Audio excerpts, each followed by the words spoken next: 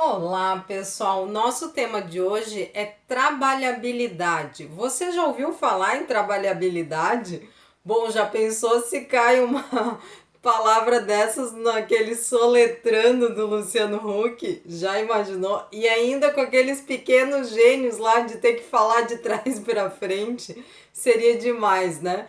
Mas o nosso tema hoje trata justamente do presente e do futuro do mercado de trabalho. E daí é que entra a trabalhabilidade, porque até pouco tempo, vamos dizer uma década atrás, a gente falava muito em empregabilidade. E agora a gente passou da empregabilidade para trabalhabilidade. Então a gente vai ver o que é tudo isso logo depois da vinheta. Eu sou Deise, sou consultora com experiência internacional em gestão de pessoas.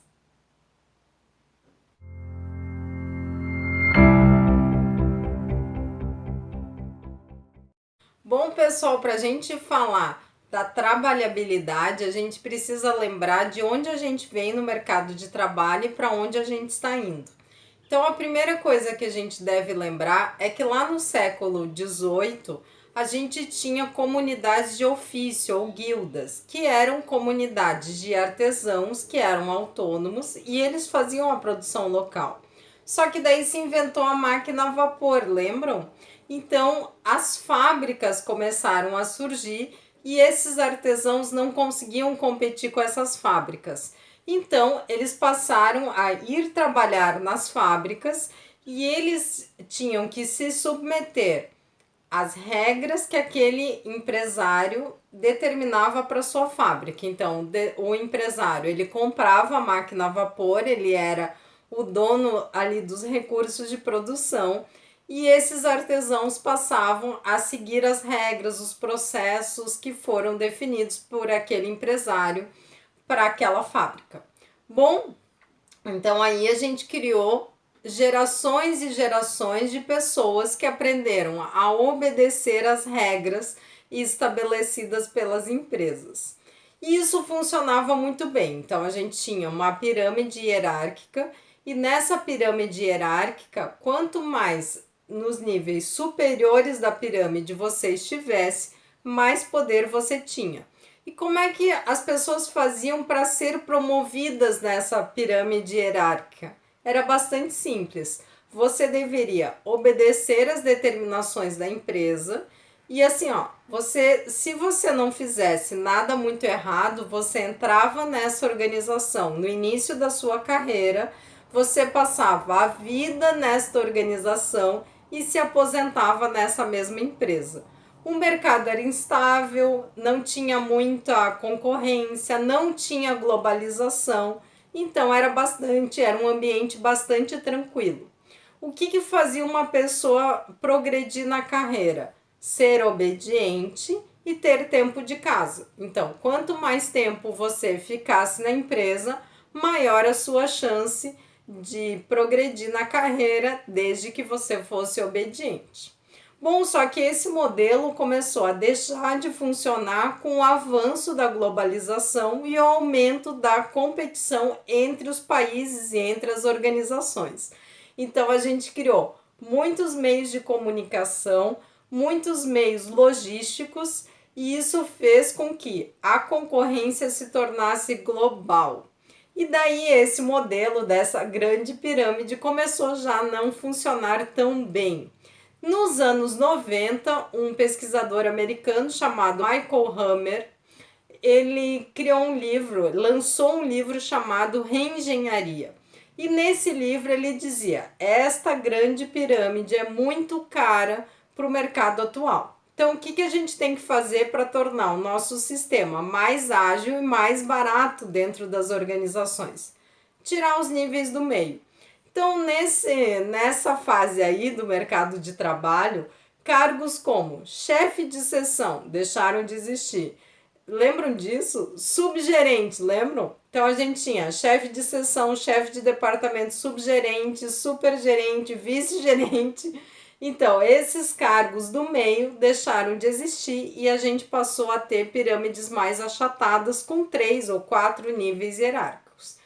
A partir daí, o número de cadeiras na organização, ou seja, o número de cargos, também ficou bastante reduzido. Mas isso não foi suficiente para nos garantir que agora, num mercado instável, essa pirâmide consiga responder na velocidade necessária.